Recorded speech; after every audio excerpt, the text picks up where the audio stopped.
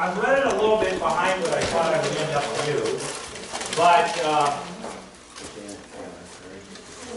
what I want to start to do is invite you to start taking a different look at what prayer is. And what I'm really going to start to talk to us about is a different sense of prayer. And to start, and this term's going to show up in the book.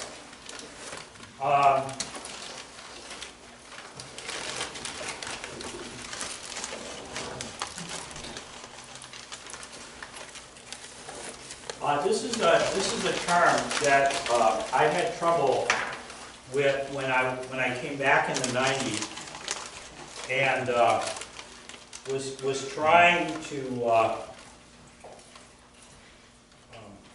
find out what these terms meant. And the first term is cataphatic. And we're going to work with cataphatic, and we're going to work with apophatic, and we're going to work with them in a little bit different way. I'm going to do this. That's why I wanted to use my little tool that I had. My projector wasn't working. So you're just going to have to get used to erase the whole.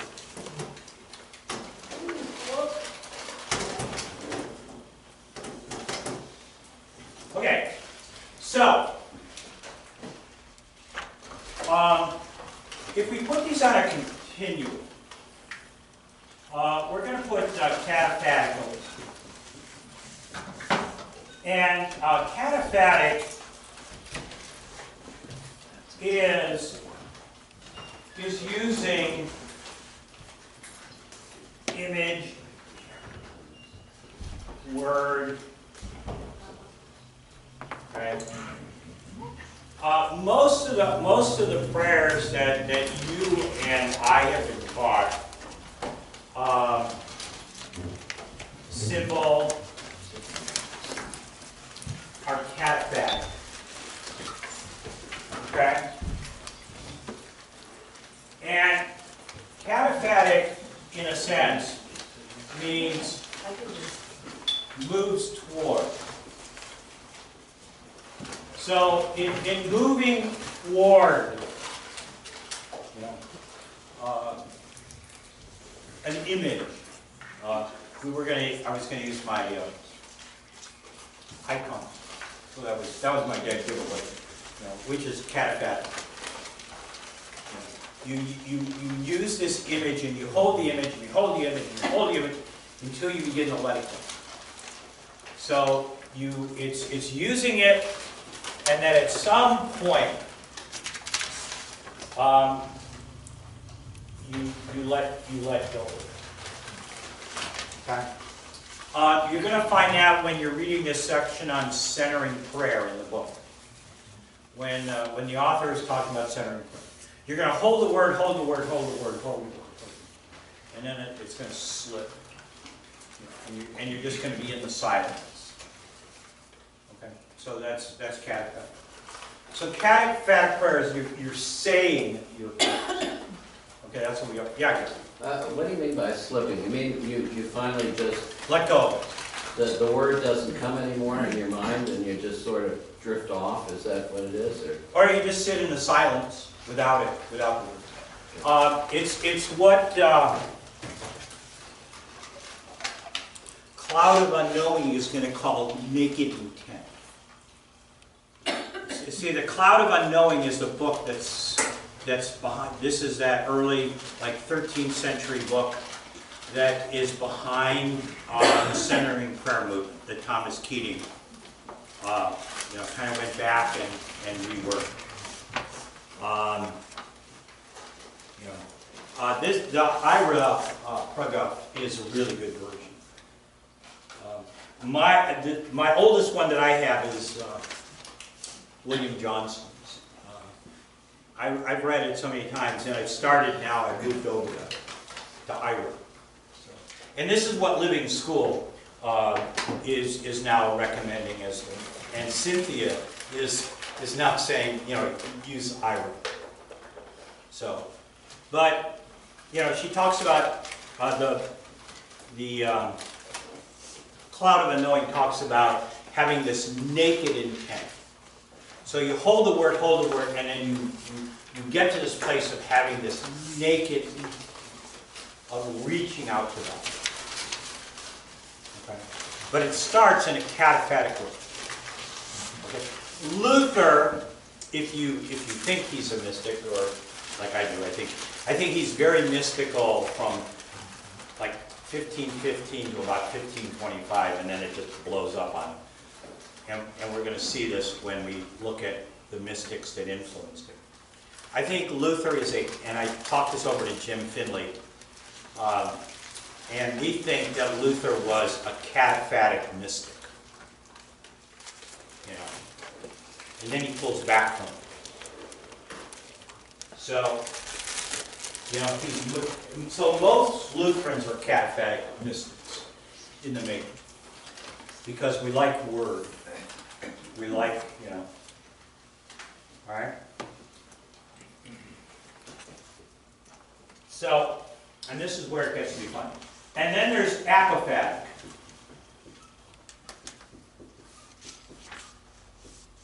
And this means to move away from. So this is moving away from and into silence. This is where you're going to find a Meister Eckhart, okay? Who Luther couldn't stand because he didn't like he didn't like any of the apophatic mystics, because he's a cataphatic mystic. So he thought you always had to start with the word or the symbol. You couldn't go like right into silence. Doesn't make sense to him. So, what's going to be interesting for you is to kind of sit and figure out for yourself, which hole do you find yourself in? You know? Like in my house, you know, I have this person who, as soon as her feet hit the floor, the TV is on. You know, that's why I get up at 5:30. So I can have some silence. So what is it that feeds you? You know, is it? You know. And this graph, I think it comes from Urban Homes, but then this is how you graph this.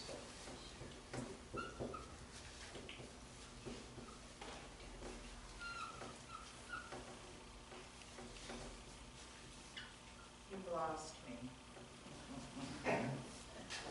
What do you mean? We're still in the same room.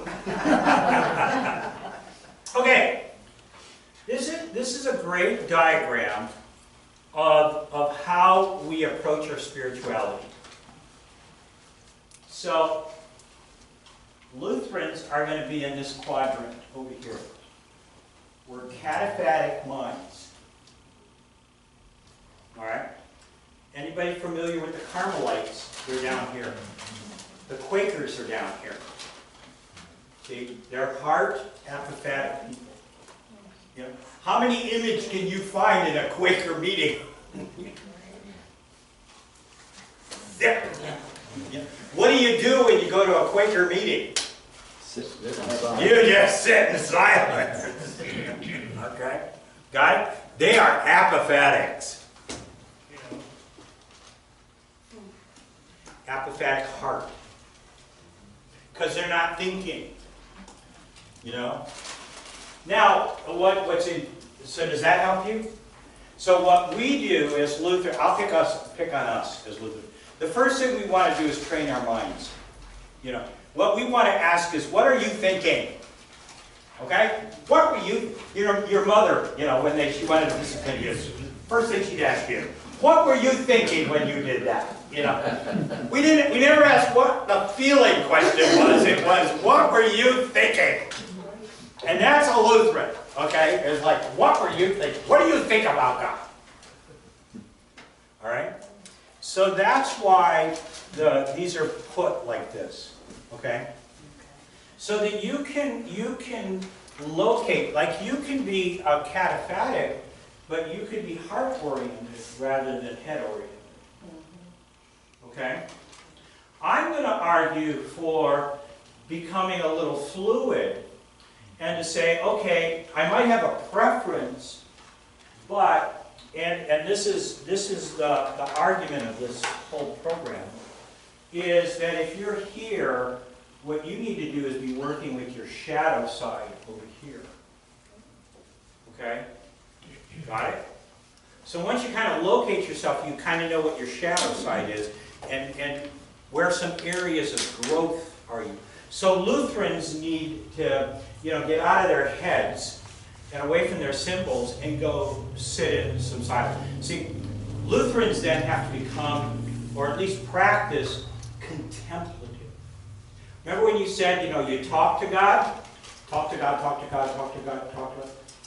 But I really have trouble sitting and listening for God. And listen and listen and listen and listen. So it's this, you might need to practice sitting in the silence and just being in the silence and listening. See? So for Lutherans, we overuse this and we underuse this.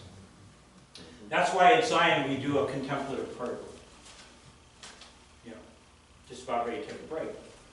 We've done it since the 90s.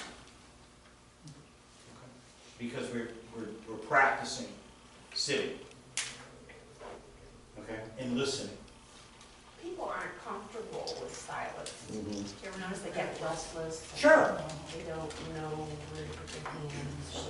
They look around.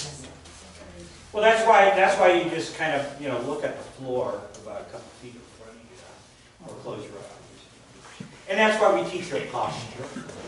That's why we encourage you. Here, I'll do this for you.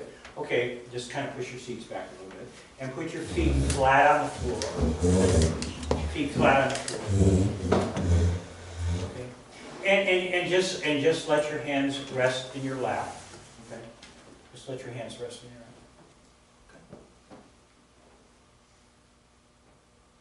Notice kind of your back is straight. And if you need to kind of move your head around, you kind of just find a little central spot.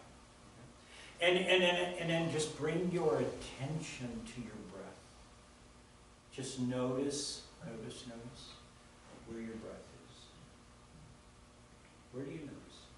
You don't need to say it out loud, just notice your breath. And there's no need to change it, to modify it, to judge it. Just breathe.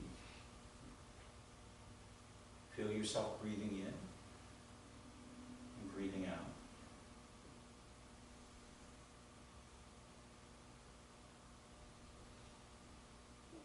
Just stay with breathing in and breathing out. Feel your feet on the floor, how it's holding you. Notice your seat, yourself in the chair, and how it holds you.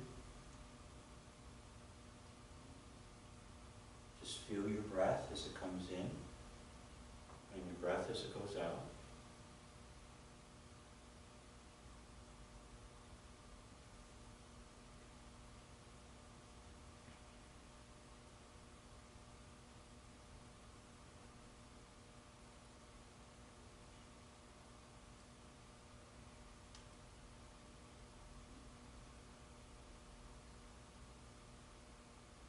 If you notice any thoughts,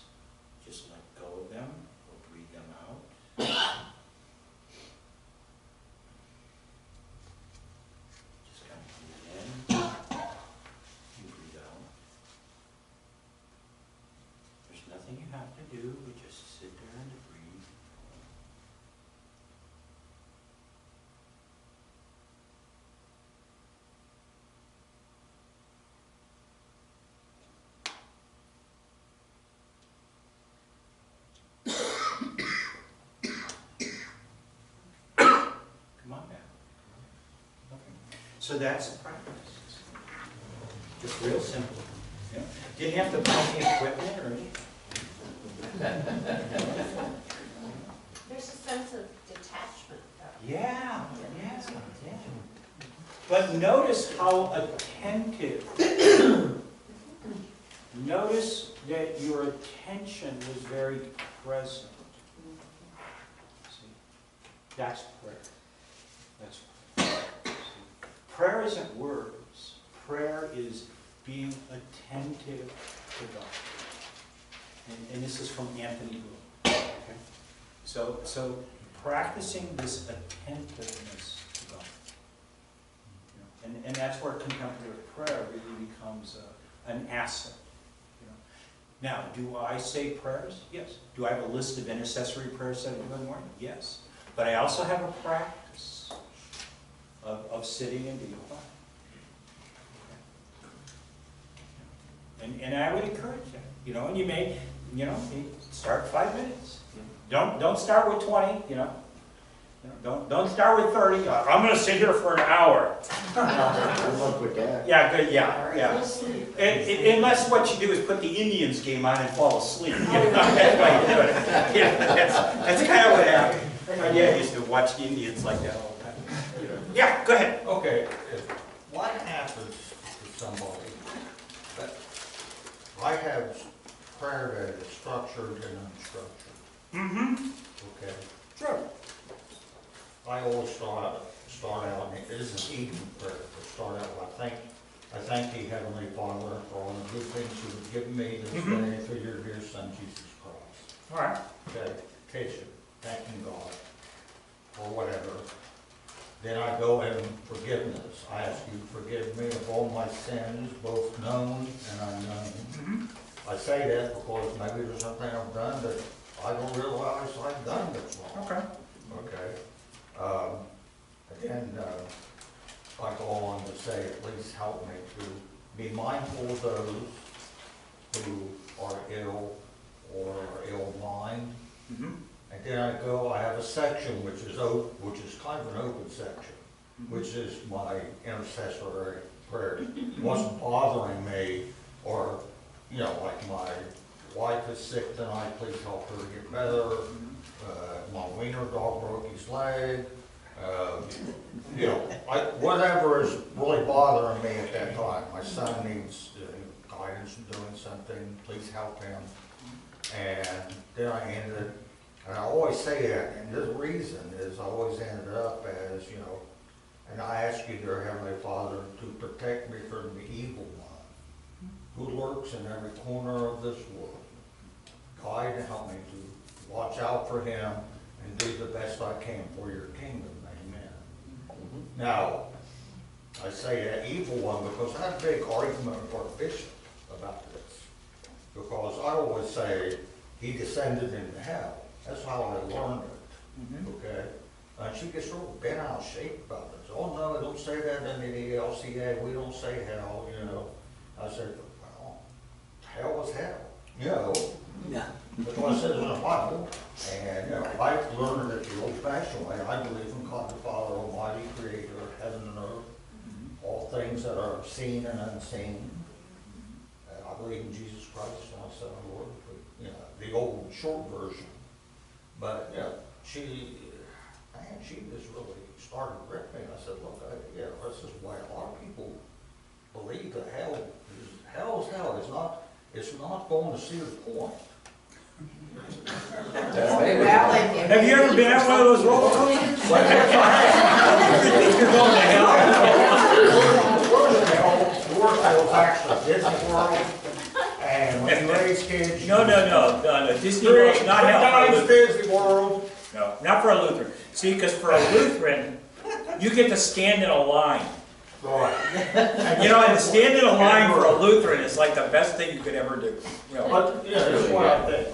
There's things that I believe I need to talk to God with that's Right. structurally. Okay. I think what I want to affirm, this is, and all I'm going to do, and this is what I talked to Gary, was I am not here to sabotage anybody's practice. Right. What I'm here to do is to introduce some practices and some ways of looking at this that you may not know about, have experienced, or understand. And I think that, and we can go back to the erased my desire thing.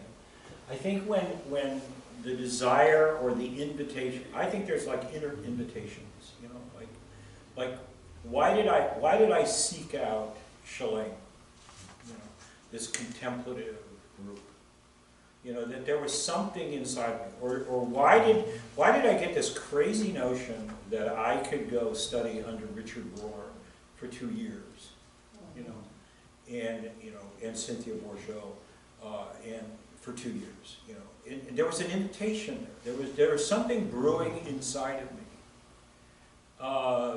And I listened to that. And I even said to my friend who was encouraging me to sign up for it, they only accepted 180 people, you know, from across the world. And I'm going, there's no way, you know, there's no way I'm going to get in this one. You know, oh, no, you can't. It just. And I mean, she was right, and I was wrong. All right, but there was an invitation there, and that's my point. So, you know, I'm not saying to anybody abandon the practice you already have, as long as it's meaningful for you. But there might come a time, you know, when there's an invitation, and if you know some of this, you know, and you heard some of this, or you say, you know, that crackpot Clinker was there, and you know, he mentioned something. You know, I can't remember what it was. You know, maybe I'll get a hold of him or something like that. You know, and he can kind of, you know, tell me what he really meant. But you know, you have to use a form that is helpful for you. You know, it's not my job, and I never do this in any of the spiritual direction stuff I do with folks. Is I never take away their practice. What I always try to explore with folks is, you know, what are you feeling drawn to? What are you noticing? You know, I've worked with different pastors, and I've worked with, and you know, one of the things we'll talk about is, you know, how did you reach out to God when you were a child? How did you experience God when you were a child? And is there something in that we can take a look at? So I think that, you know, I'm going to be the last person to say, oh, I got this really better way than you got, and I think what you ought to do is get rid of your practice. No, I won't touch that. I won't. To me, that's sacred. That's between you and God. You know, and that will shift when you're ready for it to shift. Okay. I just want to at least come and for 4 sessions, kind of tease and say, you know, here's another way of looking at this. You know, to say, well, maybe there is something to this listening that, you know, you could begin the practice with, you know, and you might notice something, you know, or some people say, boy, you know, I really think I want to pray with some beads, you know, to see what that will do for me, you know, or like Yoda Vina, you know. So no, that there's a plethora of practices because there's a multitude of personalities. What we all have to do is understand each one of us, and this is where I'm going to start from. Each one of us is made in the image and the likeness of God. So we're going to take Genesis 1, 26 and 27 series. At the starting point, and if you want to call Bishop Allende, I could retire tomorrow, so. Okay, is that,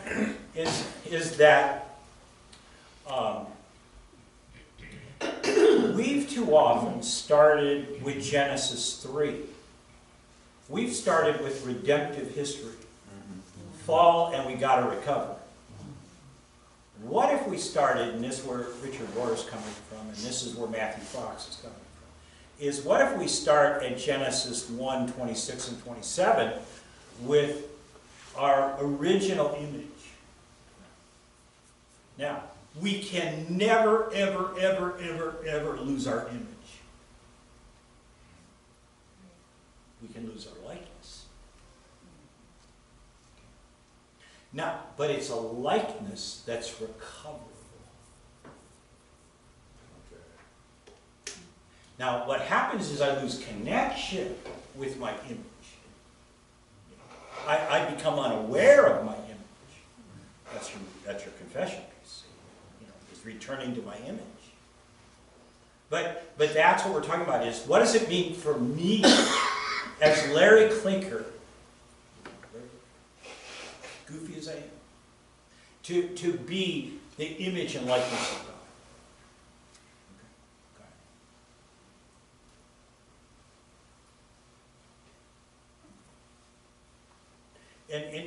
And that's what I'm inviting you to. Because Jesus then shows me the path, shows me the way to do it.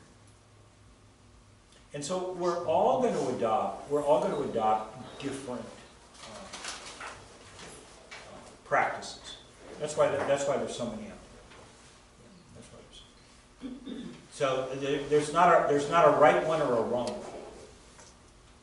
Unless you're dancing with a chicken or something, then we might start to get a little nervous, But that other comments from you have to see. I just have a weird sense of humor, especially as it gets later tonight. Okay, yeah. I have to say that being around these folks for 2 years, we're here because we're hungry. Mm-hmm. Absolutely. And nobody made us come here. Exactly. And we're looking and seeking ways to better worship. But isn't it wonderful if you can name it as hunger? See, if you can start to say, this is about hunger. This is about somehow God has built desire into me, and I'm responding to it the best I can. Whoa! You see what that does to your discipleship. My discipleship becomes a response to what's been built into me.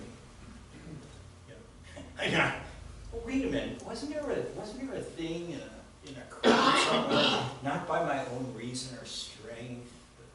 Nah. Okay, somewhere.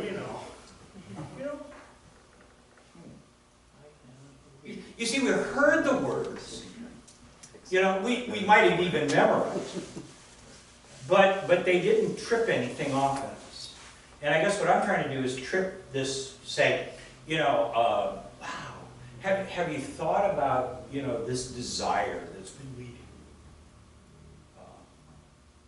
you? Rolheiser's book, Holy Longing, was a big popular book in the 90s. Great book, if you want to explore desire and longing. Ron Rolheiser's book. So, we can look at something like that. But this is, I think the Methodists are here. The Jesuits are here. See, Lutherans are the Protestant Jesuits. we don't want to admit that, but So we're the Baptists. the Baptists. oh, they're not even on the map. The Baptists are over around the floor. That's where the Baptists are. No. Do I need to edit that? Won't tell anybody, honestly. We have to edit that out. Okay.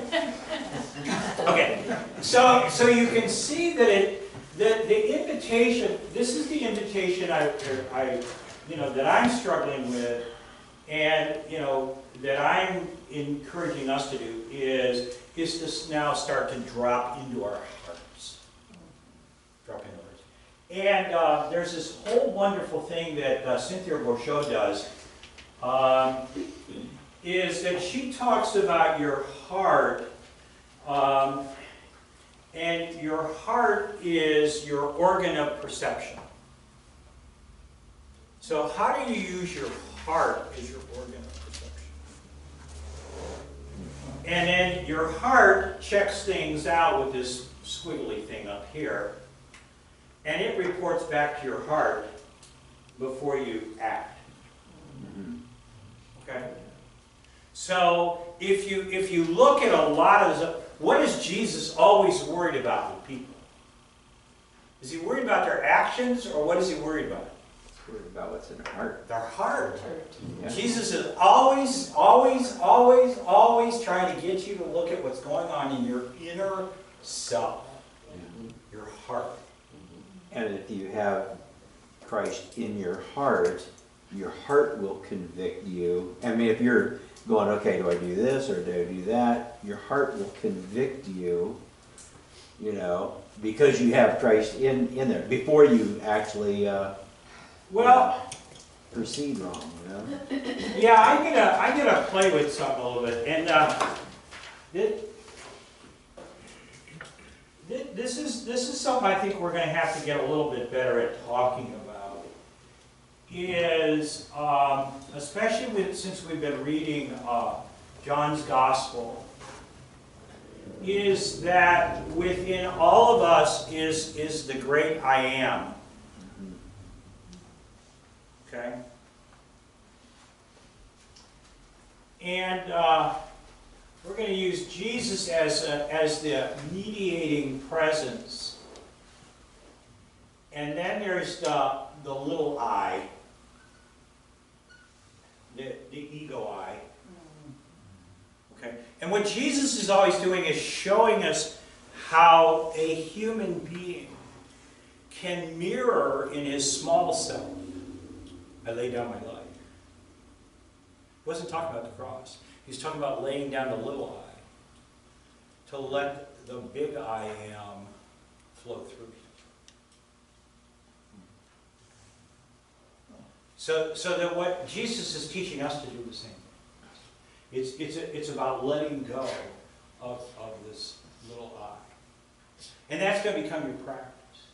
See, that's how you're going to mature into the Christ. Because, what's the phrase from Galatians?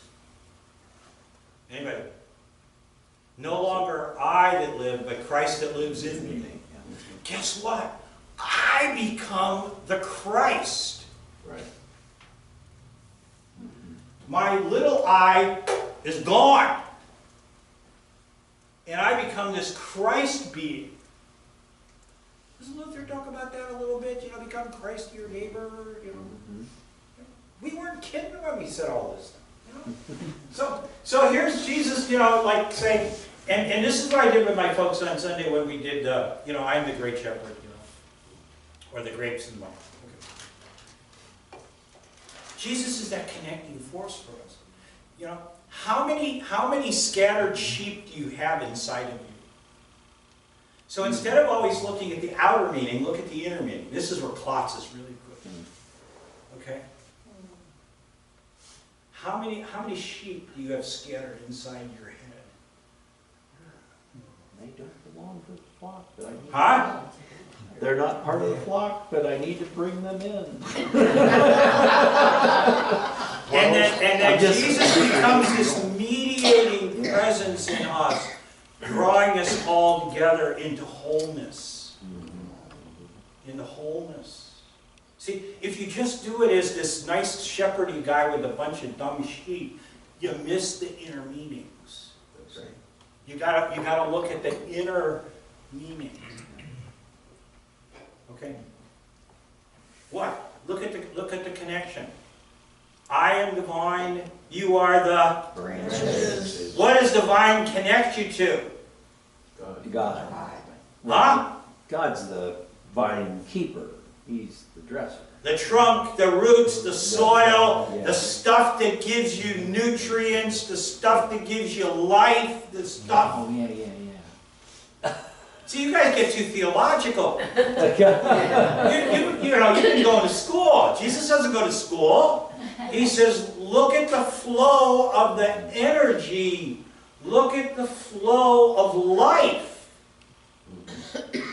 And what if you're a bunch of branches? You know, you got some branches inside of you that have been dying off. Yeah. You got some branches inside of you that are, you know, producing good. You can need some other branches that need some pruning. Mhm. We'll call it old age. Oh, that too. Okay. And so that's kind of where we're at here. Okay. So I just want you to see what you can do with some of this stuff. You know, it's not all outside. It's not all cataphatic images and words.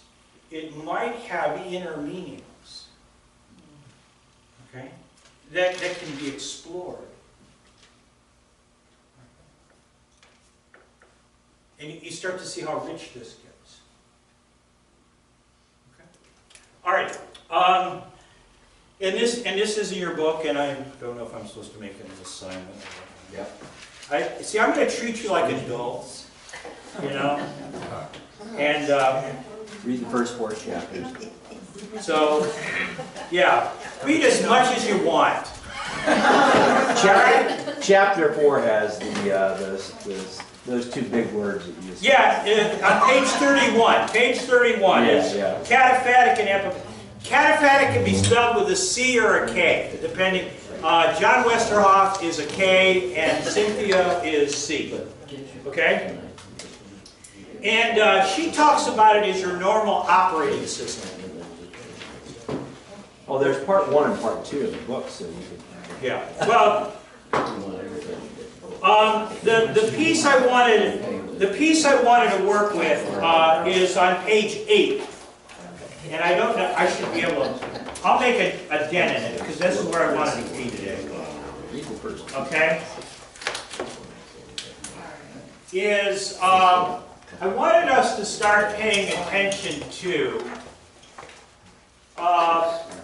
these designations that she talks about. And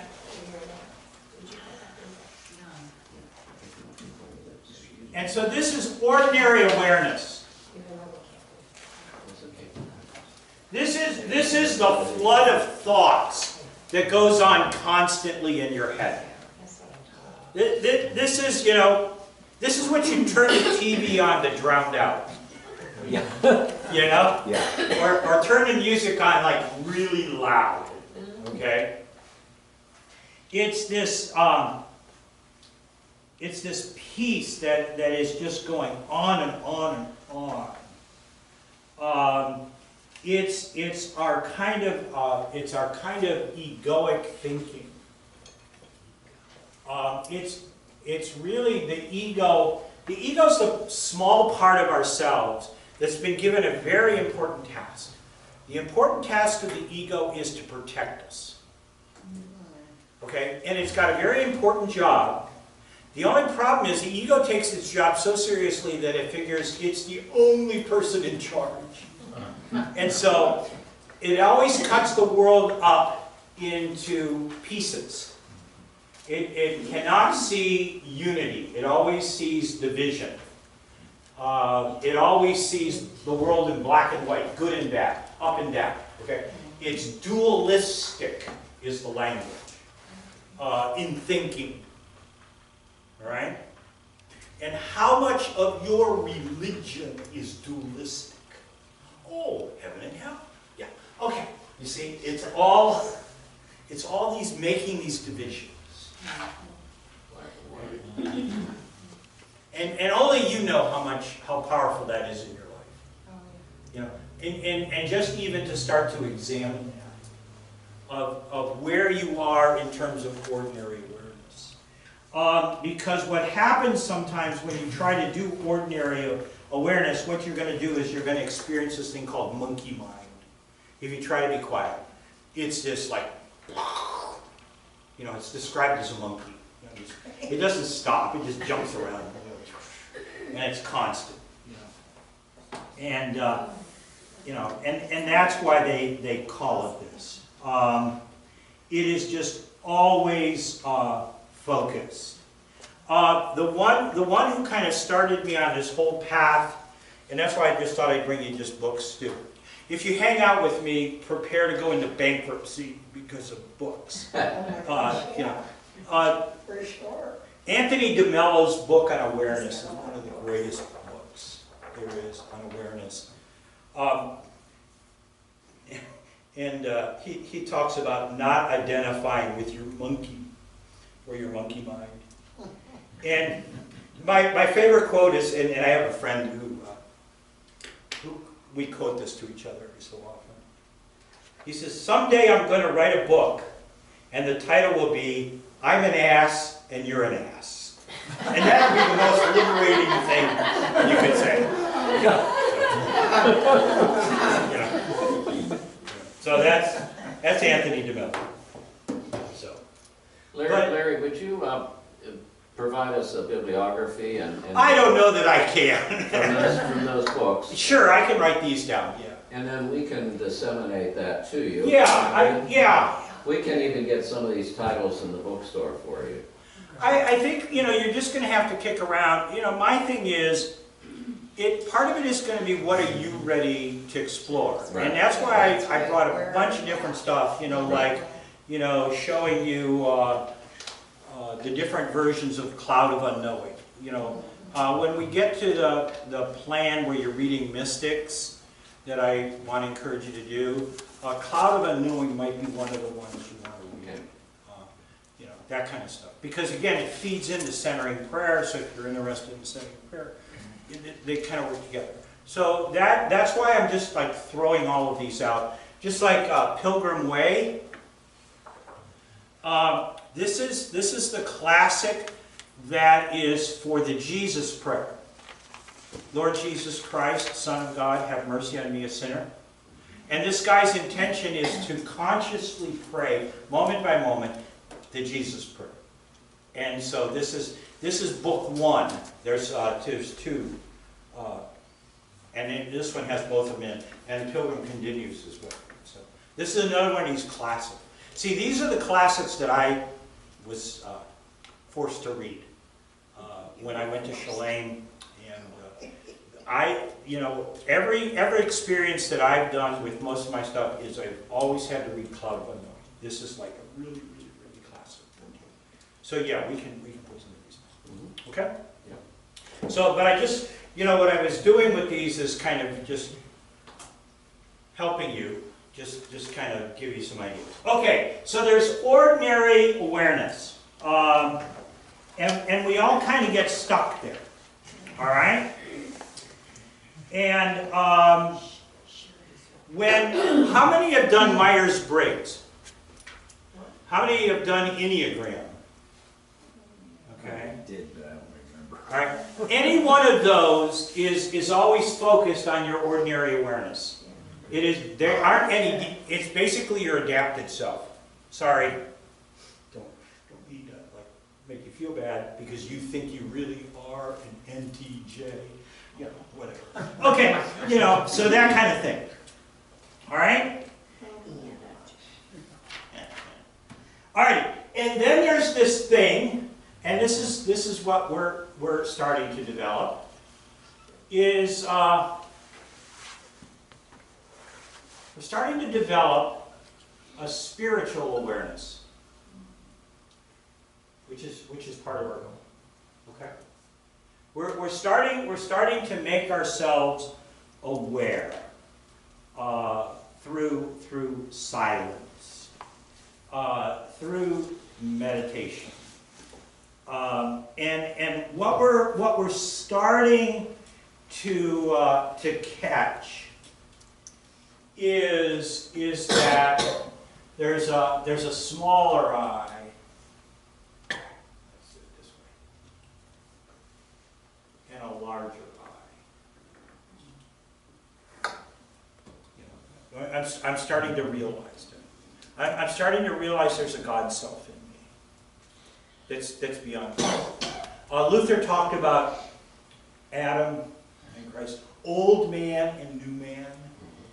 Okay, it's that like the old Eve and new Eve. So it's that whole process of starting to awaken, to what is going on. The spiritual wake is this new orientation. So we're starting to kind of build this. This becomes a way of perceiving things. That's why it's always about seeing. All of a sudden you start seeing things differently. It's learning how to see. It's cleaning the lens. It's waking up. Because you see, this part is always, when I live here, is I'm sleepwalking. The Buddhists say dream. I'm living, not I'm living the dream. that kind of thing. But it's like I'm dream walking. You ever show up someplace and you don't even know how you got there, and whoa. That's what Sunday worship was for me that Sunday. What am I here after? Yeah, it happens. So, but here, we're starting to wake up. What do we see? You see, this one sees the world by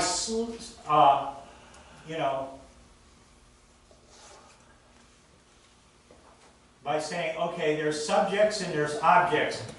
This way of seeing says there's unity. You're going to see the connections between things. That's when you start seeing spiritually. You're gonna have this intuitive grasp. You're going to get it from here. You're not getting it from here. You just know. You just know.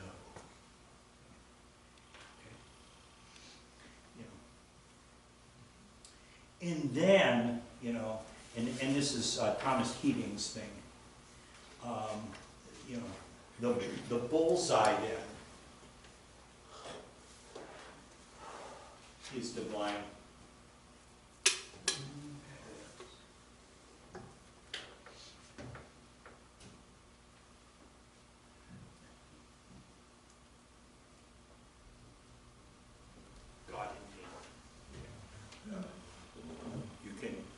I'm not God, but God is in me. And God is also beyond. So if God is at the very heart and center of it, see, so what we have then, because of this, divine awareness,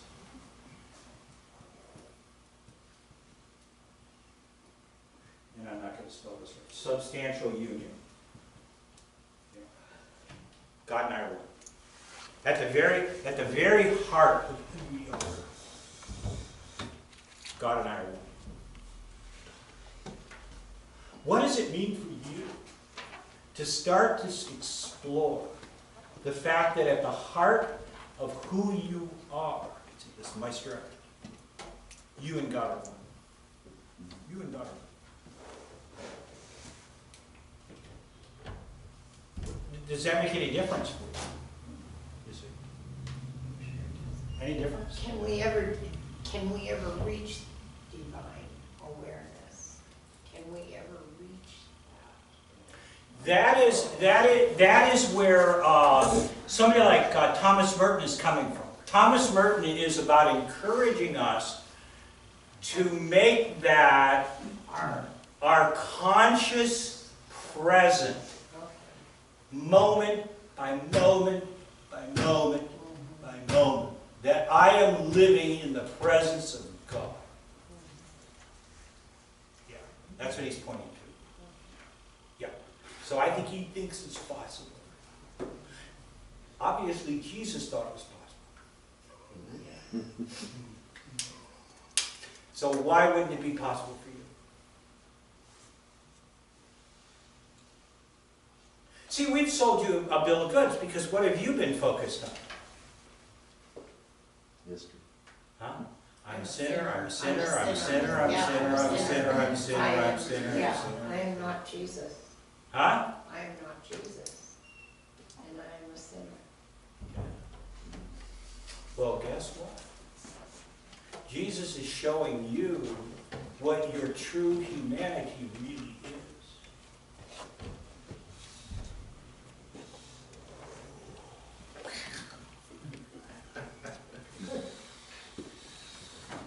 It's, What? I sense, as we ingest the word and it becomes a part of our fabric, and going back to where you were talking about, that's in our heart. And, I definitely sense God in me, because I'll have an incident or whatever, whether it's my behavior or whatever, and I'm going, and I'm convicted in my heart. But who's convicted? See, I'm going to start asking Well, these no, questions. I mean, No, you're no, missing there's the more point. than one conviction here. No, It's- you're missing the point. Okay, all right. You're missing the point. All right. Who's convicted? He was talking about conviction too. Yeah. Who's convicted?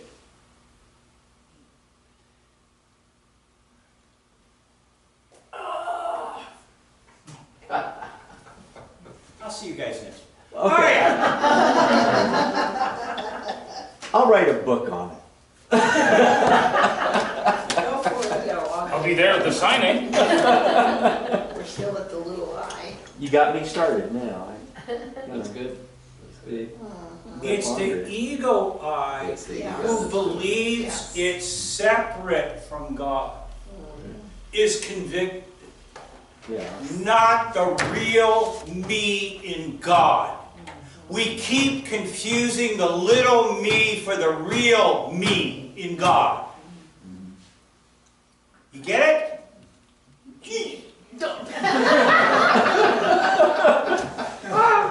Maybe Hey. not a conviction, but an awareness that I think that's where, See, the thing is, the Western Catholic Church focused on separateness from God based on sin. Right. And we've inherited that. And we've inherited that thinking. And we've applied it to everything. Okay? And we've missed. So the mystics come along and we usually have to condemn them. Because they're saying things like, no, in the very center of who you are is God. No, Meister Eckhart, you're a heretic. Thank you very much. Just sent out a child. Okay, so what we're going to have to get better at is to say, yes, the small little I, when he's running a show, needs to be confessed. All right? But that's not who I really am. Who I really am in God is made in the image and the likeness of God. Not the little guy who keeps pretending to be in charge. And we can keep confusing who we are. That's the big joke. We keep believing we're the little I. That's why Thomas Keating calls it the false self. That's why Thomas Merton calls it the false self. We keep opting for the false self, not the real self in God. That's what we bought. We bought the farm. I'm here to unbuy the farm. Okay. Okay? Yeah.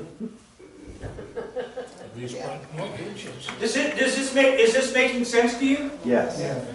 So, if I'm working on consciousness, at what level of consciousness am I operating? Am I operating on normal, ordinary consciousness, that I'm dividing up the world, that I'm dividing up myself, and that I'm really the false self, and there isn't anything bigger in me than the false self? Or am I starting to operate with a spiritual awareness that might actually put me in touch with the divine I am within me? Who puts me in touch with my real identity in God? And that I could live with that awareness moment by moment as a conscious act? You know, wrap your head around that for an hour or two. Okay? How liberating can that be for you? Very liberating. See? That ain't boring. That ain't by rote. You see how we're going to get at that issue? I feel it's presumptuous. Good. Then presume and do it. That's our problem, is that we have disconnected ourselves from the great promise and the great truth. We really have. And I'm sorry you feel that way, because, and I take that seriously. Because, I mean, I've gotten to this place after a lot of years. I mean, I didn't wake up yesterday and put this together.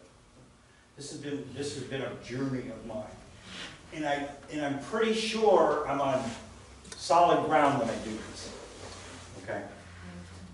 In terms of, and I would hope that you would feel that God would want you to desire that. Larry, I I have a list. desire, but I don't feel worthy of it. You'll never be worthy of it, because that's why it's a gift. Worthiness is out the window. There ain't no worthiness. Ain't no worthiness. It's all gift. See, we use a word called grace. That's right. You get it. It's a gift. It just like, you see, grace is so unethical, because it just get it. You'll never be worthy of it. You'll never be. You know whose game? You know who loves the worthiness game? Your little ego. Yeah, I'll show you reasons why I deserve it. You know, I'll show you. With that You image. know, I'm not like you pathetic people. I deserve it. And that's what ego does. And the church, and you know, the church in a lot of ways we encourage them, because we really moved the institution on an egoic level. We made a lot of egoic Christians. I think we call them hypocrites. But, you know, they're egoic Christians. You know, we're all in our head and we're all judging. And guess who we're judging the worst?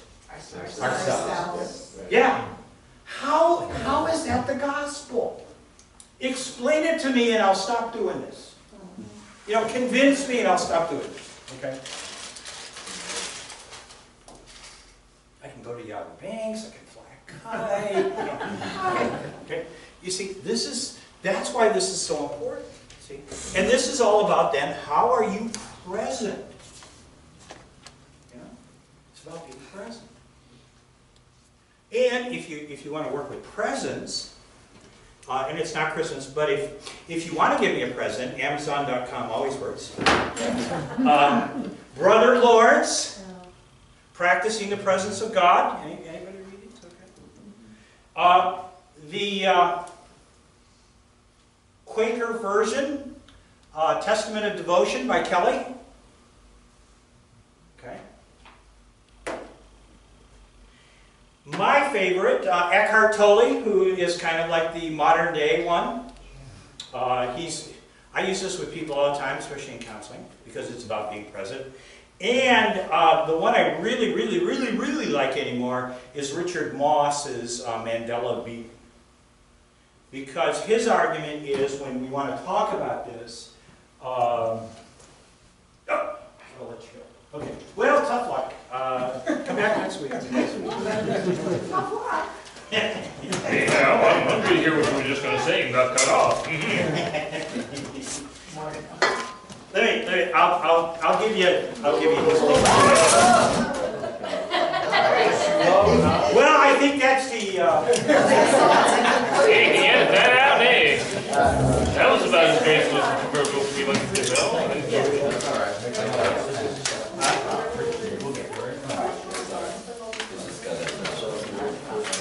I've been kind of unbalanced for a long time. That my wife told me All that on right, the so the Mandela Being is really helpful because if you're talking about ordinary awareness and presence, he says, look,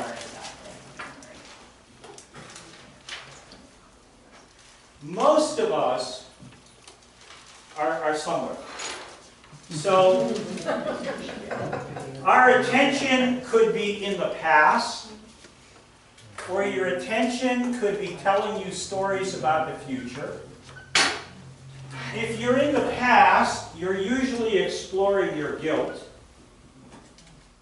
If you're in the future and you're all cranky, it's anxiety. And then you might be talking about you stories, which is basically about you being a victim. Or you're talking about them, about what they did to me. Watch your language and watch what you're telling people. Because when you're in one of these places, you're not where? You're not present in the now. Right. And that's his diagram, real simple. You know, and that, you know, I'm experiencing who I am in my beingness. Who am I when I just reside in myself?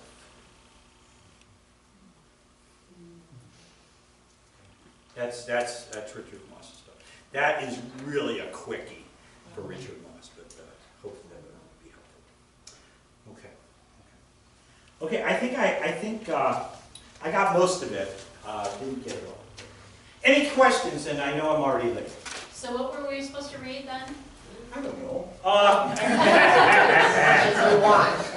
There's 4 parts. There's 4 parts, so read the first 2, right?